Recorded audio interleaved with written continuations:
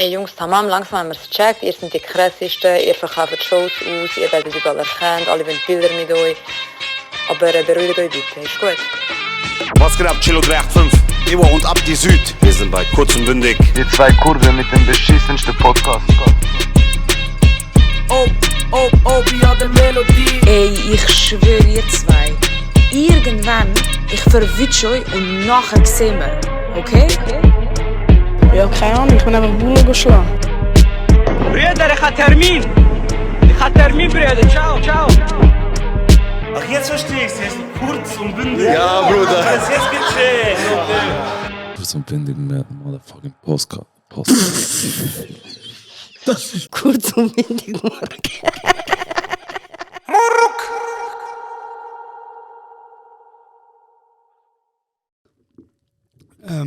neue Folge, neues Glück. Ah, du machst mit Brüllen, hä? Ja, Bro, wieder mal. Ah, okay. Das ist wieder mal der Vibe. Okay. Ich habe übrigens gelernt, dass man nicht sagt Vibe. Ja, schon klar. Man sagt Vibe. Ja. Ich habe wirklich immer gesagt Vibe. Nein. Die Leute haben mich wirklich so, der Pablo, weißt du, von SRF Band, Ja. hat mich so auf die Seite genommen und hat mir so gesagt, Bro, look, es ist peinlich. Man sagt Vibe. Ja. Vibe. Voll. Also, es ist einfach Englisch. Okay, aber Jacopo ist von Neftebo. Wie ist es so, Mr. Worldwide? Bro, Mann. Frag mich Sachen, die du willst wissen. Ist das der eine Ring? Ja, Mann. Der Ring-Thing. Sind die noch auch aus der Generation? Ring-Thing. Also was, bist du 40 oder was? Ich bin ein bisschen älter, ich muss auch ein bisschen schauen, dass ich... Also, was hast du für einen Jahrgang? 92. 92. Ja, Ja, zwei der älter als Ring. ich. Ja, 95 sind wir, oder? 95, 94. 94. 94, okay. Du meinst, Ah, du bist älter als er sogar? Ja, ich bin sein Abi, ja. Okay. meinst ich küsse Hand nicht? Gib. Nein, aber das machen wir nicht. Ich küsse, Bro, du Ich bist mein küsse auch grosser deine Hand, Bruder. Bro, weil du wichtig lieb. Du bist mein grosser Bruder, aber ich küsse deine küsse ich nicht. Wieso nicht? Er ist auch älter, Bro. Okay, gib. Aber sag, er ist Afghaner. Hey, darf ich schnell etwas fragen? Ja. Immer wenn jemand anderes redet, schaltet es bei mir ab. Ohne Scheiß. Ja, Was? also wenn zwei Leute gleichzeitig reden, dann können es plötzlich von außen. Krass. Also wenn ich und er jetzt... Also wenn ich jetzt gleichzeitig Mit rede, mir mal, reden, dann, dann höre ich mich nicht mehr, dann höre ich von außen. Und das ist blöd. Also nein, für mich nicht, aber nur, dass Wie es von gleich aufnimmt, du weißt das, meine ich. Red nochmal. Ja, hoi zusammen. Ja, nein, ist okay. Ist gut. Okay, Danke. dann ist gut. Wer haben wieder wir helfen. überhaupt da? Ich sag den Vornamen, du sagst den Nachnamen. Der Ramin? Wahrscheinlich etwas mit Sei oder so am Schluss, oder so Zoe oder so. Oh, am Oder Ei oder so, AI am Schluss. Ja, du hast gewusst, Mann. Ramin. Hör auf. Ja, Das ist jetzt sicher nicht eben. Aber es ist gängigste, Bro, AI am Schluss. Ja. Soll ich mal sagen, wie ich denke, dass man es ausspricht? Nein, sorry. Darf man es aussprechen oder lieber nicht? Weißt du, es geht raus. Sicher. Ja, Okay. ist ein bekannt, Bruder. Der Bruder ist Ja, weiss ich bekannt. nicht, George Bro, Clooney. ich sage euch jetzt, sag jetzt erst, wie wir denken. Also ich Ich weiß hätte nicht, gesagt, wenn ich jetzt so... Darf ich zeigen als Text nachher immer Hast du den zeigen? vorher gesehen, Bro? Ja, okay, aber was habe ich? Scheiße. Er soll ich vor 20 Minuten dir zeigen. So. Ist gut. Ja. Bro, du hast gelesen, als wäre es ein ganzer Text Ich schwöre, ich gewesen. weiß, was ich... Bro, ich Scheiß Wort. Ja. Also wenn jetzt du mit mir so ein Gespräch hättest und wir kennen uns nicht und wir wären per se, dann würde ich sagen, grüezi Herr Yusufai. Ah, okay. Scheiße. Du bist Yusufai? ein Ja. Das ist albanisch, Bro, Yusufai. Ich schwöre. Ja, doch, Wo ist Albanisch das Z Ich an? schwöre. Keine Ahnung, Bruder. Ist weg, ja. Ja. Wie hättest du gesagt? Bro, ich habe gesagt, Yusuf sei. Ja, aber voll. wegen dem Z haben die jetzt Szene gemacht. Wirklich. Bruder, das Z hat jetzt der ganze Nachname eine andere Bedeutung. Kannst du mal aussprechen? Ja, auf Afghanisch aussprechen. Yusuf Zai. Yusufai. Bro, ich bin Afghaner. Und Schweizerisch ausgesprochen Yusuf Zai. Ja. Ja, aber ist eigentlich einfach. Yusuf und Zai. Der Sohn von Yusuf. Bro, ich bin der Sohn von Josef. Krass. Checkst. Aber nein, ist, Also du bist Jesus. Bro, Nee. Jesus, Vater ist Gott. Sorry, Bruder, vergessen. Nein, Nein, aber, Machen da nicht einen Eben, macht dann nicht einen kein Fass 2.0 Case auf von der Dings, man. Wie heißt die Politikerin? Von der. Ah, Machen damn. nicht das 2.0 Damn. von dem. das war ganz Shit. schlimm gewesen. Ja. Easy. Genau, der Ramin ist heute zu Gast bei uns und der Ramin ist vieles. Oh. Der Ramin ist Schauspieler, Afghan. Da kommt mir immer Comedian. Da kommt mir immer die Line in den Sinn von Baba Ausländer. Mhm. Und er hat mal, was faktisch nicht ganz stimmt, aber er hat mal gerappt und ich finde, das ist poetisch auf einem sehr krassen Level. Ja, schade, hat er aufgehört. Genau, er hat mal gerappt. Und du fragst dich, wieso der Osama Afghan ist. Ganz einfach, weil der Osama Afghan ist. Brass, es ergibt keins. Nein, jetzt habe ich es falsch gesagt. Nein, er hat gesagt. Und du fragst dich, wieso redet der Osama Afghanisch? Aha. Ganz einfach, weil der Osama Afghan ist. Sorry, Mann. Shit, ja, ist ja komplett falsch. Mann. Ja. Osama ist ja nicht Afghan und Eben, genau. Afghanisch gibt es nicht als Sprache. Ja. Lyrisch auf dem höchsten Level. Aber Mann. poetisch. Bro, für uns ist Dieb, okay? Für die Straße ist Dieb gewesen, okay? Ja, Mann. Hey, und wie kommt das zustande? Genau, du bist Komiker, du bist Schauspieler, du bist Neftebächler. Oh, ja, Mann. Neftenbacher. Neftebacher von mir aus, okay. Es wird noch viele Momente geben, wo ich dich korrigiere, weil ich habe schon lange nicht mehr in einem Podcast geredet. Ja. Und ich bin gerade vor am Fühlen, weißt du. So. Gönn dir. Bist du das mal gewesen? 3/4 Jahr, so etwas. Wie wem? Bei wem? Beim Joel von Mutzenbecher. Keine Ahnung, So, kenn ich nicht. Nein, Spaß. Das ist eine geile Sicht. Das ist eine geile Sicht. Du bist so ein bisschen du willst voll in der Szene sein, willst die Preise abholen, aber kennen tust du niemanden. Bro, look, der Messi geht an und staubt einfach ab. Okay. Er sagt nicht, stimmt nicht? das ist der, das ist der, gibt's mal zusammen einen Kaffee. Bro, er juckt nicht, er schaut für sein Business. Talam. Okay. Und zweitens, ich bin nicht scharf drauf, um in dieser Szene umeinander zu sein, aber weil ich in dieser Szene bin, muss ich ja zum gewissen Grad umeinander Er ist nicht in sein. dieser Szene, er ist die Szene. Ah, okay. Genau. Also gar nicht irgendwie böse gemeint. Nein, voll easy. Ja, ich Watch weiß. your motherfucking Aber das ist soul. so ist das Ding, weißt du, zum Beispiel. Eben, euer Ding ist sowieso ein bisschen alle Nutten Sonne nennen und Genau, Reuse. und nicht so viel zu zweit unterwegs sein. Talam. Genau. Möglichst den Fame alleine holen. Bro, ich gehe rein im Winter. Ich habe gesagt, ich hänge jetzt nur im Winter und er in Zürich. Das heisst, er geht am Mittwochnachmittag und am Samstag tagsüber in Zürich unterwegs. Die Autogrammfotos machen und so. Geil. Und ich mache es Montag bis Freitag im Winter, weil halt das Volumen von Winter etwa gleich ist wie ein Tag in Zürich. Wie voll. Fix. Ja. Fix. Und Vinti hat geilere Leute. Ja, voll. Und vor allem, ich kann sie gerade abfangen von der Bibliothek und so, weißt du. MB. Die rein. Sie so, hey, was ist das? Willst du ich muss dazu, ja, komm, ich dazu. So, Das ist heute, eh- das- Zero, heute hast du Vinti. Schon gut, ich warte bis morgen. Das ist das Unangenehmste, wenn jemand mit dir redet, weißt, und sagt, hey, du bist doch der von, weißt, und nachher musst du erstmal schnell, also dann wartest du erstmal, weil du willst nicht der sein, der sagt, ja, ich bin der von Kurz und Bündig, sondern du wartest schnell. Und nachher sagen die zum Beispiel, ey, du bist ja der von eben Kurz und Bündig, nachher sagst du, ja, voll. Und nachher hast du schon mal gehabt, dass du nachher etwas gesagt hast, weil niemand mehr geredet hat, hast du gesagt, ja, willst du ein Foto machen? Ah, nein, ich Ja, mache ich- einfach Smalltalk, Bro, die Leute, Bro. Ich Ich auch. sag keine Ahnung, was machst du? Lüg nicht, Mann. Ich so, bist du Er so, mach schnell ein Foto, ich muss weiter. Er so, hey, ciao, kannst schnell machen, aber ohne Nein, ich Blitzlicht, habe okay? ich habe einmal gesagt, ja, willst du ein Foto machen? Das hat nicht mehr so, hängst mal Fanboy. So, Bro, letzte, es ist so lustig. Letzte bin ich im Zara gewesen für unseren Film, den wir gemacht haben, habe ich ja. Ist ruhig, du kaufst dort deine Kleider rein. Nein, Bro, ich würde gerne, aber. Ein bisschen Hausmusik hören. Nein, ich bin im Zara gewesen und habe dort einfach aus Not müssen noch ein T-Shirt kaufen für den Dreh. Und nachher, ich schwöre, Bro, wo ist der schlimmste Zara?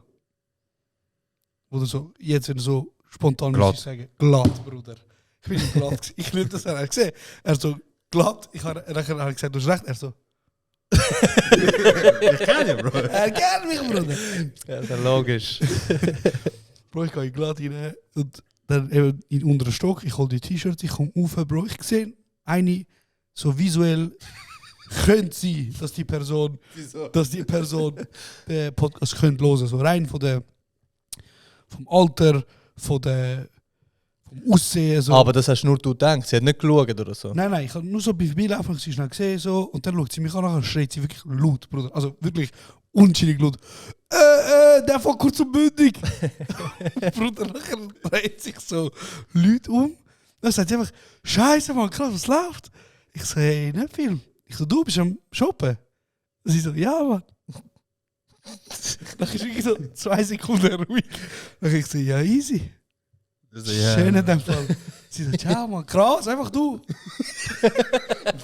Das ist einfach.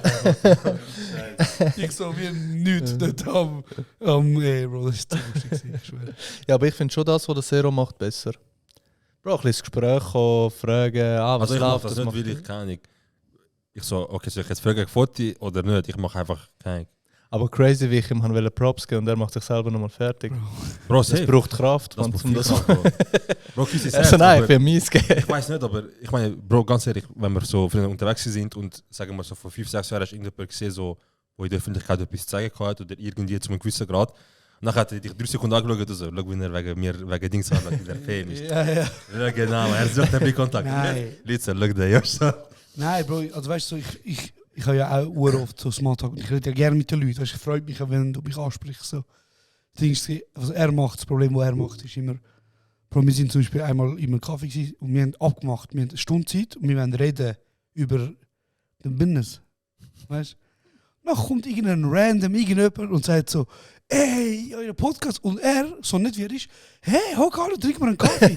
Bro, ich schaue ihn an, ich so, Bro, hab die Fresse, Alter. Stell dir vor, die Person sagt, ja, Und dann habe ich einfach 1 Stunde töten. Der so, mach nur, ich schaue nur zu. Bro, Mann. Ja. Nein, ich finde Smalltalk voll easy, Alter. Ich weiss Ja, nicht. aber geniessen das? Also was heisst geniessen? Also, ich kann, Finde das geil? also... Look, also natürlich, ich sage, du machst ja nicht einen Podcast oder du bist ja nicht eine Person des öffentlichen Lebens, so, wenn du nicht ein bisschen, wenn dir das nicht ein bisschen gefallen, so, oder? Sind wir ehrlich? So die Aufmerksamkeit oder so immer. So, ich habe überhaupt kein Problem damit, aber was ich beobachtet habe, auch beim Serra zum Beispiel, ist, es gibt schon so Momente, wo ich wie so, ich meine, früher, als ich gerade am Bahnhof Winti gelebt habe, jetzt wo der Serra immer noch lebt, Bro, ich bin am einkaufen wie der grösste Penner. Also weißt du, so mit Immer noch, Bro, Max. Löcher. Bro, Trennhose mit Scheißegal, Löcher. Bro. Bro. Wer hat Trennhose mit Löcher? Check. So, Bro. Und mir ist dann schon auch aufgefallen, so. Also ich glaube, in der Schweiz ist schon so, dass oft Leute zum Beispiel auch nichts sagen. Weißt du, so, nachher wirst du paranoid, Bro. Irgendwann denkst du so, ja, schaut mich jetzt die Person an, wie sie mich kennt, oder will sie Beef? Ja. Ja. Das Einzige, was ich mir jetzt mal Gedanken gemacht habe, ich so, Alter, ich kann eigentlich wie so der grösste Obdachlose einmal aus dem Haus. Du stellst eine neue Wiese über. Und vom Weg dorthin, Bro, ist ja gerade Berufsschule. Und auch Ja. Studios und so, Bro. Und ich denke mir, wie so, wenn mich jemand sieht, denkt er echt so, geht es einem Bruder gut. Aber ich habe so gedacht, Bro, scheißegal, ich kann es auch mit dem Migros, hol mir einen Schokogipfel, gehe wieder zurück, fange meinen Tag an, juckt mich nicht. Aber das Einzige, was letztlich war, ich laufe so Richtung Bibliothek und auf dem Weg sehe ich jemanden, der seine Ex-Hure ändert. Aber ich bin nicht sicher. Ich bin nicht sicher, weißt du? Und sie läuft entgegen und ich so versuche, weißt du, so, Bro, ein bisschen anzoomen und versuche so ein bisschen scharf machen, das Zeug. Ich so nicht am checken und sie kommt immer nicht. Was anzoomen, Bro? Ja, ob das wirklich sie ist, ob ich so anständig Heu sagen oder ob ich so wegschauen, weißt du? Und nachher, irgendwann mal ist sie so 1 Meter vor mir und ich so, ich glaube, sie ist. Ich so, nein, ist doch nicht sie, weißt du? Und nachher, ich so, wieder chillt sie so, ciao, ich so, ciao. Und nachher, habe ich so gedacht, ich so, was schnell geht jetzt, hi? Und dann hat sie so, kennt ihr das Herz von Kurzumwürdig? Der war ein Peach von 3 Metern, schau, mich an, lächeln, mich an, kischen, schau doch an, du kennst. Er hat gedacht, er kommt nicht Ich über. habe gedacht, vielleicht seine Ex, aber nachher... Ja, das müsste reinziehen. Er kann gar nicht dafür. Ja, und bei dir? Wie hast du angesprochen? Kommt es vor? Und wie gehst du damit um? Ey, ich muss sagen, wo wir noch so im Studium waren und eben so, wir haben vorher kurz darüber geredet, dass Unigag und nachher auch 2 Morgen kannte, ist vor allem an so Partys, wenn Leute halt so ein bisschen hemmungsloser sind, ist es amigs hure geil gewesen, weil die Leute kommen und sie reden und sie wollen voll und so, dort gibt es auch so wie keinen peinlichen Moment, weil alle Momente peinlich sind. Mittlerweile nein, im Fall wirklich gar nicht mehr. Es gibt Momente, wo mich Leute so anschauen und eben sich so fragen, dies, das. Ich arbeite jetzt auch im Service so ab und zu 1-2 Mal im Monat in Zürich. Und dann gibt es auch immer wieder Leute, die kommen so, hey, du fehlst in der Comedy-Szene. Und dann bist du so verdammt gezwungen, um etwas Lustiges zu sagen, weil du weißt genau so, sie kennen dich wegen Comedy. Und dann du so, ist besser ohne mich. Und dann ist so ein komischer Moment. Aber nein, ich habe es eigentlich immer verdammt geil gefunden, so mit den Leuten, weil Es ist wie so ein Eisbrecher. Mhm. Ich bin sowieso einer, der hure offen ist, der mit Leuten redet. Und so sind die Leute wie auch noch von sich ausgekommen und ich habe eigentlich ständig mit Leuten geredet. Ja. Aber ich bin auch nicht so wie du. Ich kann das auch nicht mega lang. Ich mache Smalltalk, aber irgendwann muss ich dann wie so... Also ich bin einer, der so schnell kann abbrechen kann. Ja, Und dann sagen so, also, hey, danke vielmals, aber... Was ist in dem Fall, wenn du so straight... Hast du schon mal so straight mit dem Gespräch abgebrochen, du sagst, ich muss weiter, ciao? Ja, und weißt du, wann ich das gelernt? Wo? Winti am Bahnhof, wenn die Miskes gekommen sind und mir irgendwelches Zeug haben wollen verkaufen. Oh, das So, ist hey, gut, Spenden für Polarbären. Bro, meine ganze Meine Verwandtschaft ist am Siebschaft, Sterben. Und du kommst mit Du kommst mit Polarbären. Dort habe ich es Dann noch mit gelernt. weißen Bären. Wäre es wenigstens schwarz. Dort habe ich es gelernt. Nein, dort habe ich wirklich müssen so viel Nein sagen und so, hey, sorry Mann, ich muss gerade, meine Eltern haben gekocht, es wird kalt, ich muss... Schade. Du bist lang beim SRF gewesen, auch, oder? Also wie lange? Ja, ich habe 5 Jahre lang haben wir die Show gehabt, 2 Morgen dort. Was auch ein krasser Run ist.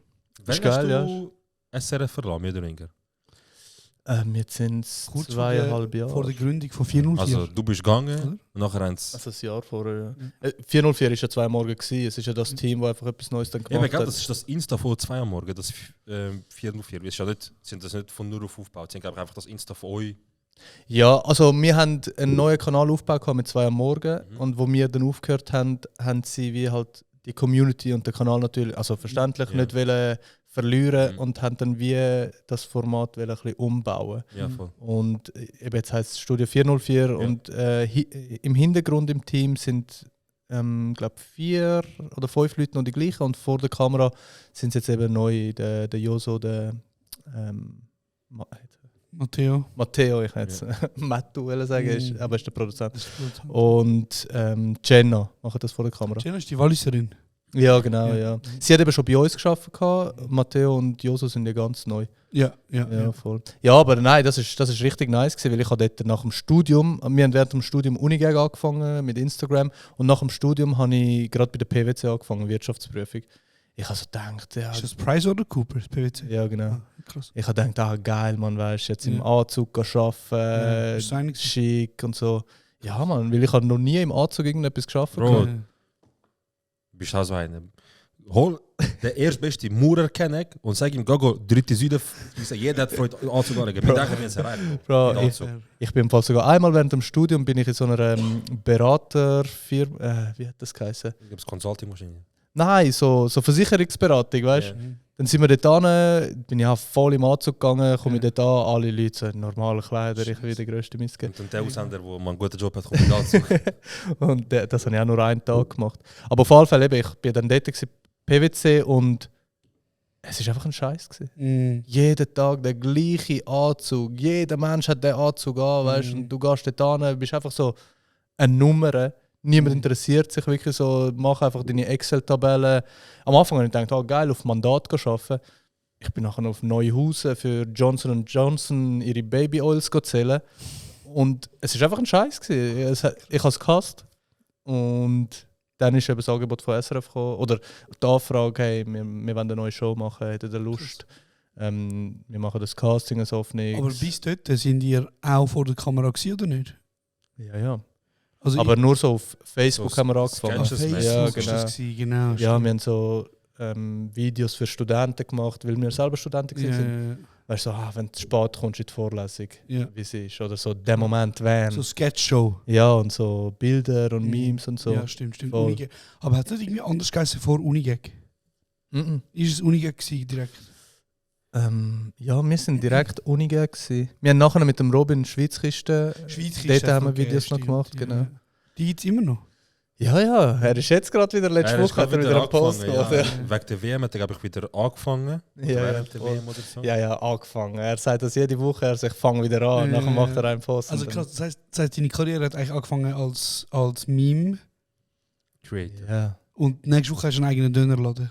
Ja. Ja. Genau so. Nein, krass. Und Wie lange bist du nicht mehr im Bild so eigentlich? Wie lange bist du von der Öffentlichkeit jetzt zurückgetreten? Kann man dem so sagen? Hey, Öffentlichkeit zurücktreten kann man eigentlich nicht sagen, weil also was Social Media und YouTube so angeht, Instagram und so, ja, vielleicht. Ich habe ja immer wieder ein bisschen etwas gemacht, aber ich habe mich nie mehr dafür gehabt, so konsequent eine Show mäßig oder weißt du, Ja. so mir einen Namen zu geben, ich mache jetzt Comedy-Sketch, also ich mache das und das.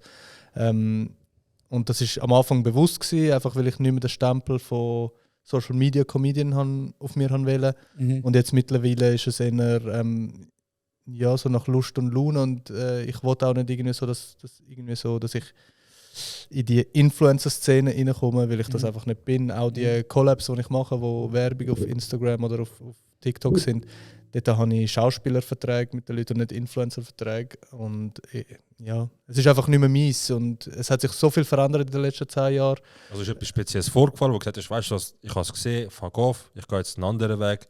Ich habe mir das anders vorgestellt. Oder ist jetzt halt das familiäre Umstand, wo du gesagt hast, weißt du was, ich gehe jetzt einfach wieder den anderen Weg. Weil Ja, ist eine gute Frage. Es ist nichts Spezielles vorgefallen in dem Sinn, aber als ich das angefangen habe, ist immer eigentlich mein Traum gewesen, Schauspieler oder vor der Kamera können spielen. Und ich habe wie so am Anfang, wo wir auch beim SRF waren, habe ich wie so gedacht, hey, hure geil, durch die Show und durch das SRF kann ich vielleicht auch bei den SRF-Produktionen irgendwie an die Castings gehen. Das, was jetzt halt die anderen Influencer auch machen, weißt du, was so Cameo-Rollen bekommen in Der Eric zum Beispiel. der Eric, ja, so Zeug. Habe ich immer gedacht, okay, das ist doch ein geiles Sprungbrett vom SRF dort rüberzukommen. Und ich habe dann wie so gemerkt, so eine Show, ein Film nach dem anderen geht, weißt du, so SRF produziert, haut raus, hure geil. Und ich habe immer wieder gesagt, so, hey, wenn das nächste Mal etwas ist, sagen wir doch, weißt du, ich caste auch von mir aus irgendeine Statistenrolle, Komparse, irgendwie so, nie etwas gekommen. Und irgendwann habe ich mich einfach gefragt, auf was liegt das? Und habe so wie gemerkt, es ist vielleicht wirklich einfach so mittlerweile der Stempel von Moderator und Comedian auf mir und nicht Schauspieler. Ich finde, du sprichst einen guten Punkt ich an. hätte direkt gesagt, die sind racist. Nein, das Problem ist, die Schweizer, also ich bin ja mittlerweile viel mehr als vor 2 Jahren involviert in die ganze Schweizer Filmwelt und Filmbranche. Ja. Und ich kann dir einfach sagen, etwas, was mir auch mega auffällt, ist, wieso Film in der Schweiz ist richtig elitär. Oder? Also das heisst, sie haben eine gewisse Haltung zum Film machen. Musst du in einer Bubble sein. Zum Film machen musst du zum Schauspielerin sein, musst du bei den richtigen Leuten gut ankommen. Und ich verstehe das absolut. Das ist auch ein Grund, wieso der Serhat und ich uns immer nicht als Influencer bezeichnen. Voll. Weil es ist schon so, also ich finde, es hat ja schon nicht den besten Ruf, so als Influencer zu sein. Und ich meine, im Film von der Lisa Brühlmann, Blue My Mind, haben jetzt Zoe Pastel, hat sie glaube ich geheißen, oder? Hat sie so geheißen? Ja. Zoe Pastel? Sie ist als Influencerin quasi in das reingekommen. Ah ja? Mhm. Das habe ich nicht gewusst. Sie Okay. hat Ich habe gedacht, gespielt. sie hat als Schauspielerin angefangen und ist nachher Oder Mode-Influencerin geworden. oder ist es vielleicht umgekehrt gewesen? Ja, fair. Also Aber ich kann damit wieder sagen, es ist der einzige Fall, wo ich es kenne, wo es so in der Schweiz. Ich meine, alle anderen Filme, wo Influencerinnen in einer titelgebenden Rolle hatten, sind ja gefloppt oder nicht mal durchgekommen. Aber das ist weltweit so, weißt du? Das hat nicht einmal glaub, mit der Schweizer Elite zu tun. Und dort gebe ich dir recht, ich bin jetzt auch in dieser Schauspielbubble, sage ich mal, angekommen. Ich kenne Leute in der Produktion, vor der Kamera, hinter der Kamera. So sind wir ja auch aufeinander gekommen. Dort gebe ich dir schon recht, das ist eine eigene Bubble. Und das ist so das, wo so crazy war für mich am Anfang nach der SRF-Zeit. Weil ich bin dort raus und habe gedacht, so, okay, weißt, es hat sich irgendwie so, der Tag hat sich für mich interessiert und SRF hat eigene Dings noch gehabt, zum Beispiel G&G, weißt, wo auch noch irgendwie Interviews gemacht hat, was willst du jetzt machen und was sind die nächsten Schritte. Ich so, okay, also jetzt ab dem Montag muss ich wahrscheinlich bei den Mails schauen und habe 14 Angebote, die ich muss auswählen muss, weißt. Ja. Bro, kein Schwanz hat sich interessiert, weißt. Und ich habe dann gemerkt, es sind einfach zwei völlig verschiedene Welten. Social Media und Film sind einfach so komplett andere Sachen, wo irgendwie von neu aus musst dort reinkommen und Leute kennenlernen. Und das ist, glaube ich, wirklich nicht nur einfach in der Schweiz, sondern auch in den USA. Ich meine, die ganzen Wein-Leute, wo man kennt, King Badge und Daystorm Power und so Leute. Die haben schon Schauspielersachen mitgemacht, aber es ist nie... Alles gefloppt. Alles Und dort haben sie sehr schnell gemerkt, okay, Leute aus Social Media, die sind nicht Du bringst filmtauglich und umgekehrt, weißt du? Oder einfach, du nicht hast keine einmal- Erfolgsgarantie mit ihnen, sagen wir es so. Es ist nicht einmal filmtauglich, es geht darum, Leute, die deine Social Media Follower sind, die gehen nicht für dich ins Kino, Bro. Ja. Und die wollen ja halt immer das sehen, was du schon gemacht hast. Also, wenn ich voll. euch followe für kurz und bündig, dann wollte ich nicht plötzlich sehen, wie ihr, ich weiß doch nicht, Voll. irgendetwas anderes macht. Deswegen, weißt du, welche floppen eben nicht? Solche Leute, die so zum Beispiel, also so Trash-TV-Influencer, die floppen nie. Weil die sind ja immer auch so für sich, so, also in ihrem Insta, wie sie sind, geben sich genau so, wie sie auch in den Trash-TV-Sendungen So sind. Bei, Reality Stars, genau, meinst du? so Dschungel-Dings, Ja. ich hier raus und Big Brother und all die Zeugs und so. All das Zeugs, Bro. Aber die machen ja auch immer das Gleiche, weißt du? Die Die machen gehen immer nicht von Show zu Show und machen voll, das Gleiche. voll. Und das Einzige, was ist, dass die Leute, die so Reality-Stars sind, dass die dort hingehen und ihr Ziel ist, ey Bro, es sind alle so crazy wie ich, mehr oder weniger. Ich muss aufhören, also muss ich noch crazier sein. Also ich Ja, muss ja. noch dümmeren Scheiß machen. Aber ja, Ja. da haben wir nicht schon recht, das ist immer das Gleiche nachher, weißt du, sie sind wie so Safe. in dieser Rolle drin, aber ja. Hast du schon mal Anfrage bekommen von Bachelor? Ja. Ohne Scheiß! Als was? Ja, was jetzt, Bro? Als Bachelorette. Du hast nicht gemacht? Nein. Wieso? Du hast vergessen wahrscheinlich. Hä? Damals. Nein, nicht mal wegen dem. Auch wenn ich so den schönsten Körper hätte und der Ja, absolute das ist schon- Single wäre, nie im Leben würde ich bei dieser Show mitmachen. Muss es einen Nein. Beitrag geben vom Tisch, wo du sagst, okay, dann mache ich mit. Sag mal, ja, voll, das ist gut. Was, Geld? Ja, Ja. was muss für einen Beitrag? Aber realistisch, können wir nicht mit 10 Millionen, er ist immer noch Bachelor, du musst nicht dich ficken lassen oder so. Ich wäre jetzt auf Hunderte von Millionen Ja, gegangen. wer bist du, Nein. Kollege, Mann? Ich schwöre. Nein, aber es ist ja so. Hey, auch bei all diesen... Bro, seriös, Die zum Beispiel, Alten. zum Beispiel, ich weiß jetzt, was so bei dir jetzt damals ansteht. Ich komme zu dir und sage 150'000. Mit dem kannst du für das, was du jetzt dann gleich vorsteht, Nie im Leben. 150'000? Bro, Nie im Bro, du Leben. kannst homegehen und anschauen, was du willst. Weißt du, wie viel 150'000 ist? Ist nicht Bro, viel, aber es langt Das nicht. ist sofort weg. Das ist ein Jahreslohn. Ja, wenn du alles auf Afghanistan musst schicken, dann sicher, ja. Nein, Bruder, 150'000. 150, Ich habe gedacht, du 200. kommst jetzt mit 1 Million und ich habe mich schon wer bist parat du, gemacht Justin zum Bieber, Nein sagen Bro? für 1 Million. Bro, du gehst dort hin für 150 bis 200'000, Bro, für etwas, was nächstes Jahr dich Leute vergessen haben. Bro, scheißegal, aber du Du machst gehst dich in dorthin. diesem Jahr. Machst. Ja, und Ah, du jetzt? würdest machen? Bro, Bro, Würdest? 100'000. Bruder, Bro, ich kenne sie, was produziert. ja, für Ich das, kenne sie, was produziert. Bro, wenn wenn- du mir jetzt sagst, du willst Bachelor werden. für 200'000 Stutz, Bro. Ich, Ah, 200 ich habe Ah. gesagt 150 bis 200, Bro. Es geht darum, für den Preis von einem Haus, unter dem Strich, ich würde sagen, du kannst dir ein Haus holen für das, blöd gesagt. So, wenn du willst etwas aufbauen für die Zukunft. Also was lebst du in einer Baracke, Bro? Ah, man, nachkommen. Bruder. Bruder, lass mich schnell fragen. Ja, Du würdest ja, ins Fernsehen gehen. ja. Deine Mutter schaut das nachher. ja. Ist ja logisch. Es ist nicht so, Mutter schaut nicht. Also, Es Bruder, wird ich nachher- bin ein Bachelor. Und ich kann ja jedem...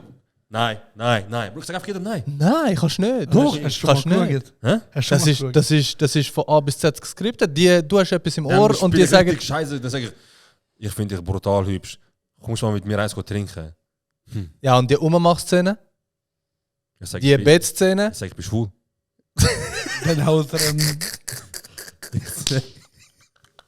also mit. Bro, dribbelt, System dribbelt. Ich weiß nicht, wie das so Also, schwierig wird. System dribbelt. Die anderen, noch nie so weit überleitet, oder was? Bro, ich hätte einfach... Aber revolutionär. Bro, ich kann doch Neue jetzt- Bachelor. Ich kann nachher zu meinen Freunden gehen und sagen, so, jetzt machen wir Familie am Nachhinein. Jetzt gehen wir home, geht, suchen das aus, wir machen Familie jetzt. Ja, eben, ich bin nicht so. Ich verstanden. Krass. Okay, also warte. Nein, aber nur. Krass. Du wirst nicht gehen, oder was? Du wirst gratis gehen, aber du so, oh, ich werde nicht, ja. Bachelor? Du wirst sagen, du so, Niemals. Bro, die haben noch nicht DM gemacht, so was wird. Er hat Auto-Reply eingestellt, Bro. Niemals. Wenn sie ihm DM machen, ich mit Freude. Niemals. Okay, was brauchst du für dich? Bro, ich würde ohne Scheiß, Bachelor würde ich nicht gehen. Sie sagen, im Anschluss von Bachelor schicken wir dich auf Hollywood, du darfst mit dem Dings einen Film produzieren. Mit dem Dings, erste Dings. So. Dings. Tarantino. Scheiße Tarantino, Bro. Morgan Freeman. Warte, weiter, wie kannst du noch? DiCaprio, Bro. Also, Bro, würdest du dafür, dass du kannst mit Messi Ja, mit ja, dem ja, zurückbringen? ja, Messi. ja, ja, es musst du fertig machen, ja. Er ist wie das Meme so, I'm sucking that shit. Bro, solange du, Bro, er kann sagen, mit der meisten Minuten shooten, mit der meisten Minuten seinen Schwanz im Mund. Ja, egal was, ja. Krass, Mann. Ja. Ich habe auch so Kollegen, Wenn es um Messi geht, ja. wenn es um Messi geht, Bro, die lassen die Hose sofort runter. Bevor du Hose? gefragt hast, was? Bro, ich schreibe jede Woche Bro, DMs, du Bro. könntest einfach sagen, Messi nach Goat. Ey, letztes Mal, ich habe mit Ah, du bist so einer, hä?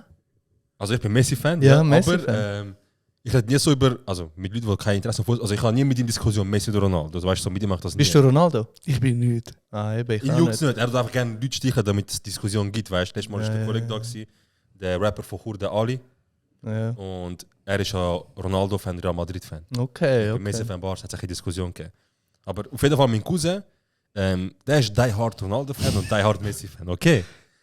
Und er ist letztes Mal wieder bei mir gesagt, er kommt Abend wieder zu mir, heute Abend, ich weiß nicht, wer von euch schaut, wahrscheinlich du weniger, aber Jake Paul ja. und Tyson.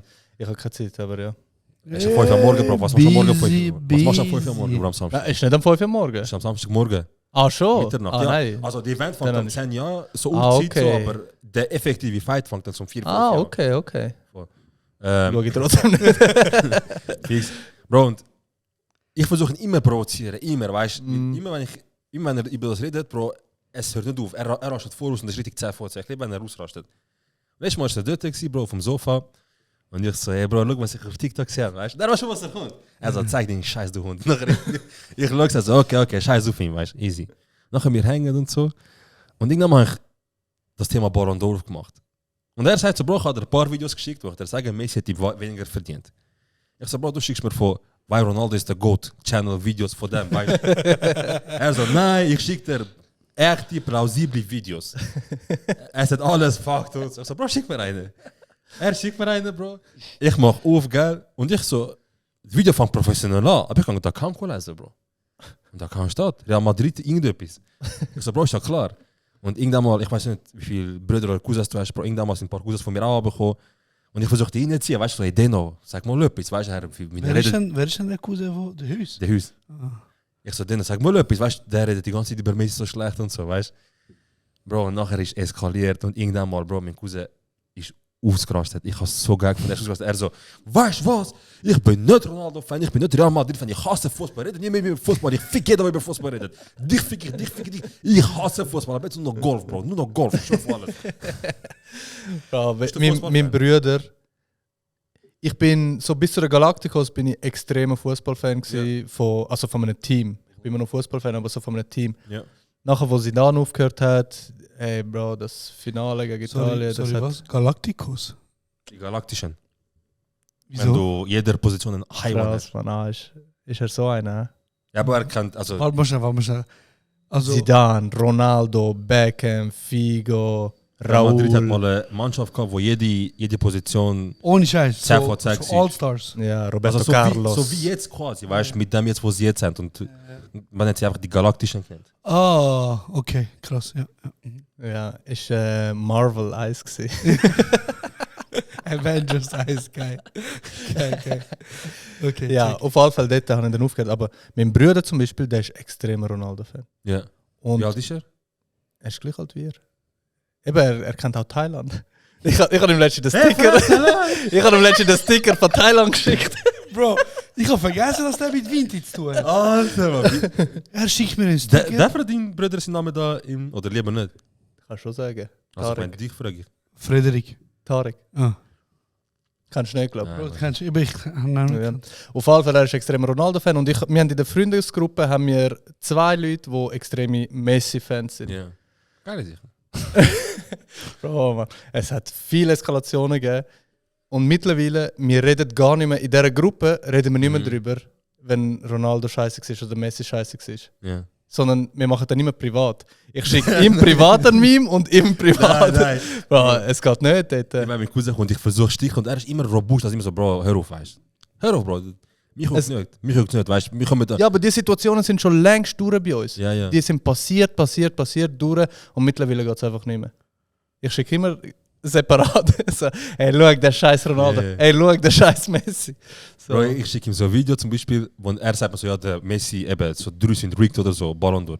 Dann schicke ich ihm zum Beispiel von Jose Mourinho das Video, wo der Jose Mourinho sagt, ja, wenn der Messi der gewonnen hat, egal in welchem Jahr, ist nicht rigged. Ist nicht. Ja. Ja. Ich schicke ihm das und er ist ein die hard Real-Fan. Robbed, nicht rigged. Robbed, genau. Ich schicke ihm so, Bro, look, sogar Mourinho sagt, also ich fick am Mourinho in die Mund. Keine Ahnung. Noch schnell zu Ballon d'Or. Hat nicht jetzt einer von Real so ein Jungtalent sollen gewinnen eigentlich und dann haben sie ihm wie so im letzten Mal gesagt, er geht nicht und dann hat der andere so den Bitch-Move gemacht und so gesagt, nein, das können wir nicht. Ja, das stimmt. Wären ihr gegangen an die Influencer Awards, wenn ihr gewusst hättet, ihr würdet eh nicht gewinnen? Aber wir haben gewiss, wir gewinnen. Wir gewinnen nicht. Wir sind, Bro, wir sind Hey, way to wir sind wahre Sportsmänner, Bro. Wir können verlieren, okay? Ich mache jetzt einen TikTok vor, nachher wir lesen mal. Weißt du was, wir fliegen? Nein, also wir können verlieren, aber das muss mir auch wirklich so gegangen, wie so, also Wichtigkeit vom Event oder von dem Preis ist das nicht so hoch. Wir haben mehr so gedacht, dass wir können networken und connecten. Was eigentlich passiert ist. Wirklich nicht. Wir sind nicht weg, Bro. Wir sind so, der Event ist fertig gewesen. 2 Minuten später sind wir schon weg gewesen. Tiefgarage im Auto, wir fahren raus, ich sage so am Zero. Eigentlich wäre jetzt der Moment gewesen, wo alle Leute hängen, weißt du? Ja. Nachher der Zero so, ja. Egal, gibt's in Gaming. Bro, weißt du, ihr gamet beide, ja. ich bin so noch am Schritttempo am Fahren, ich so, wir könnten noch anhalten, weißt du? Ich sag da links, dann gehen wir schon wieder rein. Er so, ich so, gibt's ein Gaming. Scheiße, es ist bei beiden nicht dabei, wo wir waren, weißt du? Ja. Voll. Aber du hast mal Shisha geraucht mit dem Alain Berset. Genau, ich wollte dich das fragen, Bro. Eins von unseren Träumen ist der Berset da reinbringen, Bro. Ah, schon? Ja, also ich würde es geil finden. So, weißt du, komm so jetzt. Ah, Ein okay. Schön, komm so. Okay, das ist schon ein Traum. Schau, Bro, wie er hängt, Bro. Er ist so ein Pitch. Hey, wegen? Ein Schön. Nein, ist doch geil, Mann. Das ist geil, das ist glaube Ja. lustig. Aber Wie, ja. wie ist der so? Oder wie ist das entstanden? Haben sie dir ein Mail gemacht und denkst du so von @gov.ch oder? Bro, das Ding ist, ich fühle mich manchmal auch schlecht, das es so auszusprechen, aber ich rede oft noch darüber mit Kollegen oder Familie und so. Die Lockdown-Zeit ist ein wahres Segen gewesen, Mann. Beste Zeit ever gewesen, Bro. Wallah, ich schwör. Aber ich glaube, das sind verschiedene Gründe. Wieso? Nein, auch aus deinen Gründen. Ja. Hängen, nicht schaffen, dies, das. Ja. Nein, Aber auch, ich habe beim SRF genau zur richtigen Zeit gearbeitet. Medienhäuser müssen runterfahren mit Content, haben nicht dürfen arbeiten, Kurzarbeit. Genau. Und wir halt öffentlich-rechtlich, wir haben alles gegeben, damit wir noch weiter den Content den Leuten bringen können, weißt? Weil wir haben auch noch eine Message in dem Sinn, wie wir überbringen. Ich weiß auch nicht, du schaffst dort und fühlst dich plötzlich auch verantwortlich, am gleichen Strang zu ziehen. Ja. Und es ist nicht so, viele Leute haben dann wie auch gemeint, jetzt, ihr seid auch gekauft vom Staat. Ihr seid gekauft, ihr macht das, da. Bro, wir haben das nicht gemacht, damit wir mit dem Berse etwas machen können, sondern weil wir das gemacht haben, ist der Berse offen gewesen, um mit uns etwas zu machen, weißt? Weil wir die gleiche Message übergebracht haben. Und dort haben wir wahrscheinlich nicht nur Freunde gemacht, aber es war eine geile Zeit gewesen. Ah, du meinst, während... Ja, eben so an Staatspuppe. Ja. Weißt du, so, ihr sagt eh nur das, was euch gesagt wird. Ja. Ist wirklich gar nicht so gewesen. Auf alle Fälle eben. ist die Idee vom Berse von euch oder vom SRF? Nein, von uns. Besser ist. Nein, es ist wirklich geil gewesen. Wir haben dort weiter produziert. Und das Ding ist halt, wir haben gleich noch ein bisschen im Homeoffice geschafft. Weißt, wir haben uns nur einmal in der Woche getroffen, um den Livestream aufzunehmen. Aber sonst haben wir im Homeoffice geschafft, Content geschnitten, auch Brainstormings und so haben wir alles von die aus gemacht. Und dann ist irgendwie die Idee gekommen, so Challenges zu machen auf Instagram. Und eine Challenge war, wo jemand geschrieben hat, Robin, mach mal einen Beat aus einem Wasserhahn. Einfach so irgendetwas. Und er hat halt einen Beat daraus gemacht, hat den Wasserhahn aufgenommen. Bro, komplett professionell, hat es ernst genommen. Guter Beat geworden. Und nachher haben wir so gedacht, so, ja, wir können es jetzt nicht einfach... Was ist los? Komisches Geräusch, sorry. Abgelenkt, ist gut. Wir können das jetzt nicht einfach so sein lassen, machen wir etwas daraus.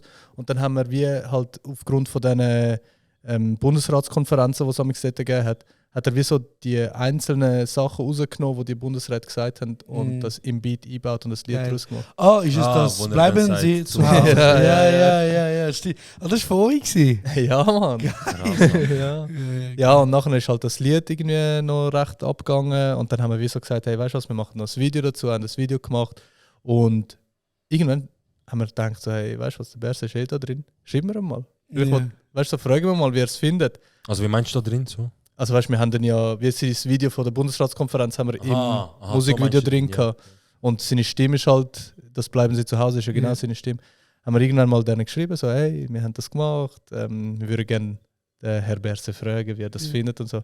Dann haben sie das geschrieben, so ja, wir wären offen für so ein Gespräch und er hat es schon gesehen, er findet es gut und so. Und so. Du gehst, hey, ganz Familie Afghanistan. Wir haben einen neuen Präsident in der Schweiz. Ja, man, und nachher ist das, habe ich zuerst so ein Live-Interview gemacht. Einfach auf Instagram. Wir haben dort, glaube ich, jeden Tag ein Live-Interview mit irgendeiner Persönlichkeit gemacht. Und einmal war es eben der Berse gewesen. Und dort auch, man, ich bin nicht ein Tagesschau-Reporter, weißt du? Und ich habe mit ihm ein bisschen auf lockere Basis geredet und halt so wie man auf Instagram halt redet. Darum ist es auch gut angekommen, weißt du, weil wir so ein bisschen normal geredet haben und nicht die. So verstellt haben, ja, so die. Und so, ja. Genau, so die krass tiefgründigen Fragen. Und Blick hat nachher gerade so einen riesen Artikel geschrieben, so SRF-Moderator fragt das und das. Wirklich? Und, So ja, am Haten sogar? ja, weil ich habe ihn gefragt, so, wann gibt es mal den Köftenspieß und so. Weil das ist dort rumgegangen. Yeah. Und die haben dann wirklich gehatet, aber es hat Publicity gebracht, weißt, das ist halt schon geil. Und sind wir ehrlich, die Leute haben auch nichts mehr zu berichten gehabt, sie haben nur Lockdowns zu berichten gehabt. Und sobald etwas passiert ist... Alles, und haben sie damals, Bro, aufgenommen. alles was mit dem Berse zu tun hat, hat einfach Ja, ja. damals. Alles was mit dem Berse zu tun hat. Du kannst sagen, Berse ist heute auf den 7. Rang gestiegen. Leute so, wieso darf er das? Ich schwöre, ja, dort haben sowieso alle Leute dort gehatet. Wir haben jetzt gerade über deine Zeit mit dem Berse geredet. Und dann hast du ihm das mit dem Köftespieß. Bro, das Geile war, ich habe vorher bei all meinen Interviews, also auch jetzt noch, wenn ich irgendwie Gespräche oder Interviews habe, ich mache immer ein Vorbereitungsgespräch. Und ich habe ihm angerufen und er hat sich... Auf seine Handynummer? Nein, ich habe eben von seinem Kommunikationschef eine Nummer bekommen. Wahrscheinlich so eine Festnetznummer oder so wahrscheinlich. Wo umgeleitet wird. Ja, voll. Okay. Und dann im Vorgespräch, weißt du, habe ich so gesagt, so, eben, es ist Instagram Live, also es wird nicht irgendwie voll das ernste Interview, es kommt besser an, wenn so. Und er so, ja, muss ich etwas Spezielles schauen. Ich so, ja, Krawatte am besten nicht anlegen, wenn du willst, Ärmel hochkrempeln. Ja. Er so, gute Idee und so. Geil. Und dann hat er das wirklich so gemacht und ich so, okay, der ist offen für das Gespräch, geil. Ja, und das Gespräch war richtig nice gewesen. Und nachdem haben wir halt wie so ihn am Haken gehabt, weißt du. So. Er hat gewusst, okay, wir machen gutes Zeug und wir... Er hat euch vertraut. Ja, genau, so das Vertrauen haben wir gehabt.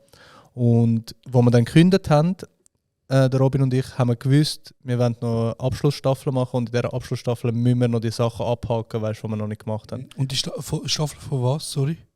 Von Von 2 Uhr am morgens. Morgen. Ja, genau. Einfach, wo wir fertig sind.